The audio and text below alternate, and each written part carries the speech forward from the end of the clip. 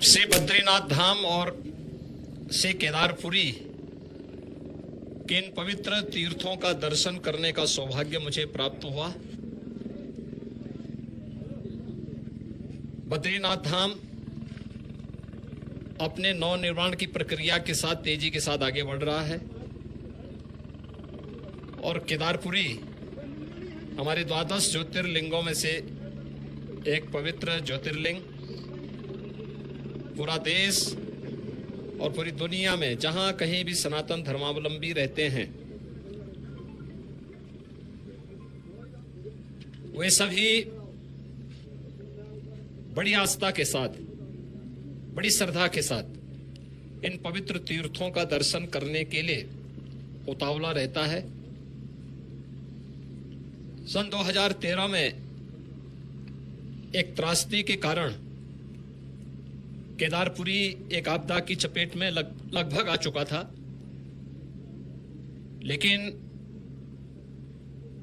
स्थानीय लोगों के आत्मविश्वास, देश के यशस्वी प्रधानमंत्री आदरणीय मोदी जी के दृढ़ संकल्प और उनकी प्रेरणा और मार्गदर्शन में आज उत्तराखंड के हमारे दोनों ये पवित्र तीर्थ धाम एक नई आभा के साथ नए भारत की एक नई तस्वीर को प्रस्तुत कर रहे हैं। विरासत के प्रति सम्मान का भाव यही है। किस पवित्र भावना के साथ लाखों की संख्या में श्रद्धालु इन पवित्र तीर्थों में आ रहा है, वह हम सब के लिए एक नई प्रेरणा भी है और एक नए भविष्य की ओर हम सबका ध्यान आकर्षित भी करती है। स्वाभाविक रूप से समयबद्ध ढंग से मानक की गुणवत्ता को बनाए रखते हुए जिस तत्परता के साथ यहाँ पे कार्य चल रहा है, प्रधानमंत्री मोदी जी के प्रति उत्तराखंड के माननीय मुख्यमंत्री जी और उनकी पूरी टीम के प्रति मैं हृदय से आभार व्यक्त करता हूं, उन्हें धन्यवाद देता हूं। ये श्रद्धा का उमड़ता हुआ जन सैलाब ये नए भारत की नई तस्वीर को प्रस्तुत कर रहा है और सचमुच इसमें दृष्टि भी है, दूरदर्शिता भी है, इसमें पर्यटन भी है और श्रद्धालु जनों की जनास्था का सम्मान का भाव भी है। इन सब को समेटे हुए केदारपुरी का यह नवनिर्माण बहुत अच्छे ढंग से आगे बढ़ रहा है, यह अभिनंदनीय है। भगवान केदारनाथ का, भगवान बद्री विशाल का